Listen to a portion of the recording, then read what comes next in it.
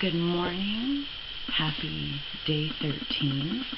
This is actually my day 12 video, and I apologize for not getting this to you guys last night. I had a little accident at work. I got burned. So burns are interesting things that they have to be very carefully treated, and to prevent infection, as well as other things, especially if it's a second or third degree burn, of which it was. But I'm fine. I actually wanted to continue working, got sent home from work.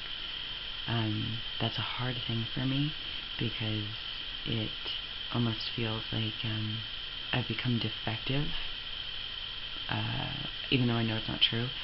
And I did really well yesterday. Not only did I persevere and work through the pain, I immediately tended to it, and then allowed people to, without forcefully, because it's usually what ends up happening with me, they're like, Julia, sit down, Julia, go home.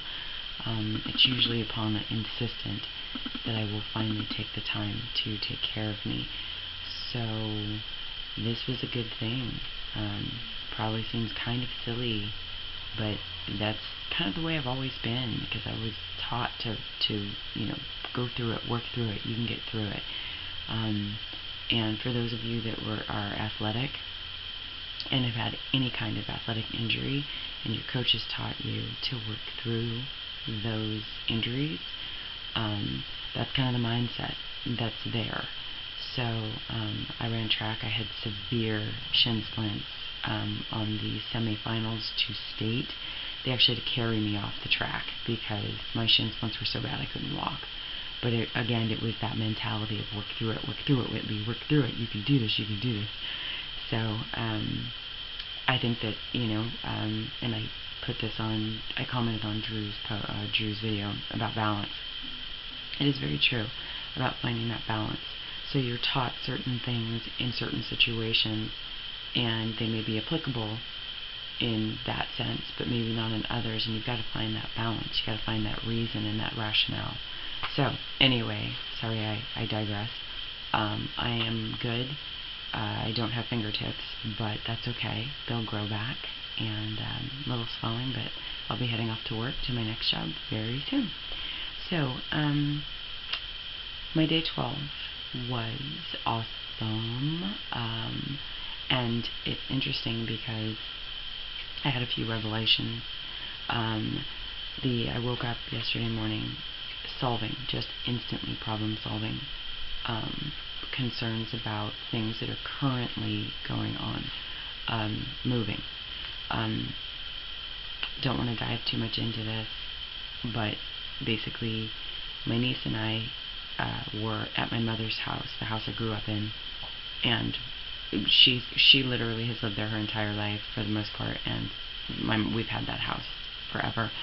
And so when my mom passed away, we had to sell it because she was in major amounts of debt. Anyway, so we sold the house exactly a year ago to date. Now, I don't know how many of you have had to move quite frequently.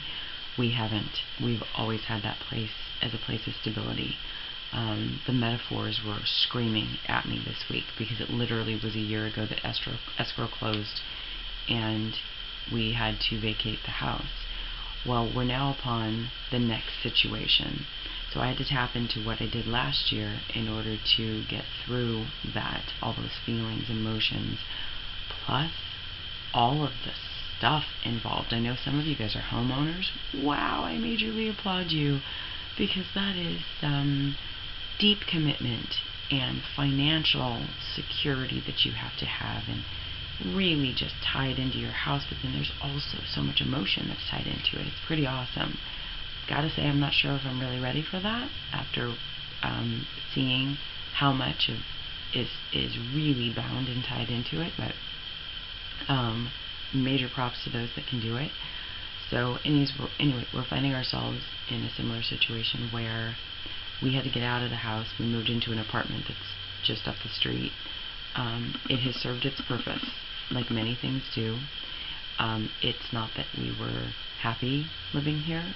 We were content. It was a transitional place, and life is full of transitional things, relationships, people, jobs, everything, and I accepted it as that.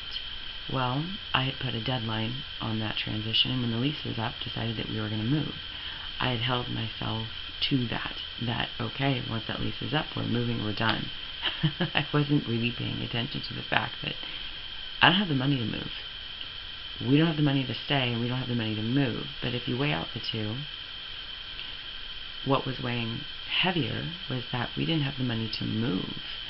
So I don't know why it took me this long to have this revelation, but I woke up yesterday morning and went, we're staying. We're just going to have to sign a 6-month lease, and that will be when my niece graduates from college, and that's it. Really simple. And freeing. Whoa. So freeing. So I was stoked yesterday. That was the first thing in the morning. Went for my long walk, took the dogs for the walk, or their morning walk, and just went about the day taking care of things. I don't know if any of you guys noticed, but behind me there is very little stuff. So I actually came in, started cleaning, putting things away, organizing, and it was incredible because I think I was stuck on that transition. So I couldn't actually do anything, or didn't feel like I could do anything. And once I let go of it, boom. Awesome. So anyway, that was incredible. And then, other things during the day. I understand, I know you guys have talked a lot about procrastination, talked about the list, talked about just really being able to, especially when you've got so many different things going on, we'll call them adventures, different things going on in your lives, and all these multiple lists of things that need to be done for those things. I'm a list maker, have been my whole life. Sometimes those lists work for me and sometimes they don't. I probably have lists upon lists upon lists upon lists, and so what I realized I needed to do is I actually have to set alarms on my phone that give me specific tasks that need to be done. For whatever reason, those alarms draw attention into what it is that I have to do, and I get them done because the alarm's telling me that I need to frickin' do this. So my lists always are so pretty, and they have nice little titles, and they're either handwritten, they're in my journals, they're on my computer, and they are incredibly releasing, much like a journal, but not always effective for me. Love that they're effective for other people, but I've realized that, they're not super effective for me. But yeah, I've had to set a lot of alarms, so I'm really grateful for this little guy. And I set different alarms for different tasks, so I know. So that, I filled my phone yesterday with all those different alarms, which was great. One of the things that I have found is kind of hard is that when you are involved in so many different things, you kind of flip-flop. You're having to jump from this task to that task to, oh wait, I need to go take care of this for the house, I need to go do that. And as I'm quoting many of you, it's life. Life is messy. It's just what life is. So it's about keeping yourself on task and keeping yourself organized, which can be challenging at times, but very doable.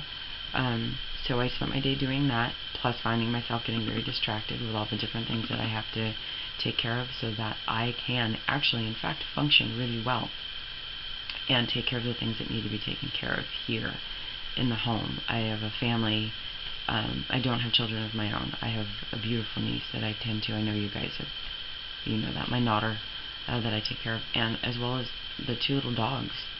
Cats are not so much as of a commitment, because cats can almost be left alone. Almost, unless you have a cat dog, which I've had.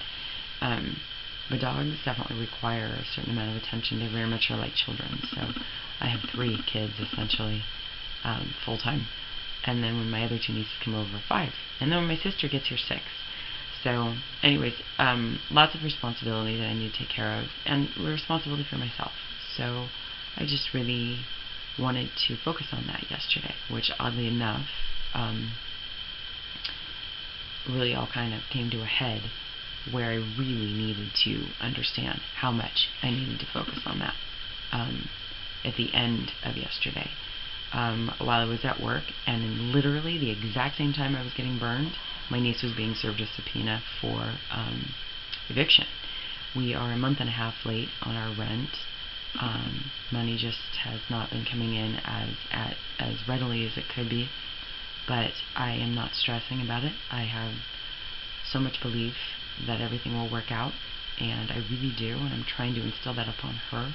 She has enormous levels of stress, which I try not to take on, and try to instill in her that worrying and being upset, truly like overly upset about these things, is not going to change the situation one bit. Being proactive and being actively involved in what's happening, no matter what it is the best way to be able to handle it, and realize you can only do so much. And a lot of times you also have to realize that you may have to ask for that help. Well, I have a hard time asking for help, but in this course, in this situation, I am learning that I have to do that. So I threw that out there. It has started to come back, which is really wonderful. And I woke up this morning feeling kind of little bits in my gut about that. Wow, I've got a subpoena sitting in front of me. Not worried. Again, I think it'll all work out. So the only thing that I think I really wanted to leave you guys with was a little song. Hold on one second.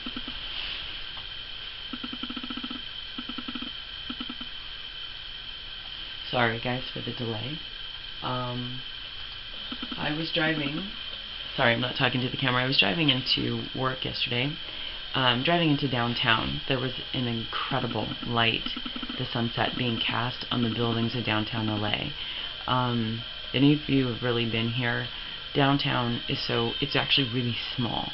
So it's got a cluster of tall buildings. It's this random, it's nothing like New York. I don't even think it's like downtown Miami. It's just this, or Chicago. It's like, it's crazy. But downtown LA, if you take it for what it is,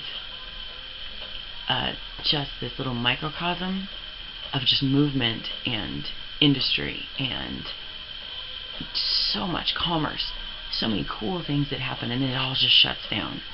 And it was amazing because the light was casting on it so beautifully that I actually wanted to get out my phone out of my car and in my camera phone and take a picture. Decided not to, especially as this song started coming on, and I was actually singing this to you guys. So let me turn it up. This is one of my mom's favorite songs, and Dad, because it's just a really great song. It's very old school, you guys. I'm very old school. I'll admit it. Young spirit, old soul, very old school. And I love this song. My mom and I used to sing this, and it has so much meaning. It's fun. I mean, you can definitely get your groove onto it, but it's so true, you know? Ain't no stopping us now. We're on the move. Sorry. There you go, Jessica. That's me not taking life too seriously. I'd actually even envisioned having my camera set up so that my niece and I could dance disco like I like to dance with her. She thinks I'm nuts, but she loves it. It makes her laugh, and I love making her laugh. So anyway, it's here, I'm gonna sing this part. Well, I'm not gonna sing it. I bet you know someone that has a negative vibe, and if you're trying to make it, they only push you aside.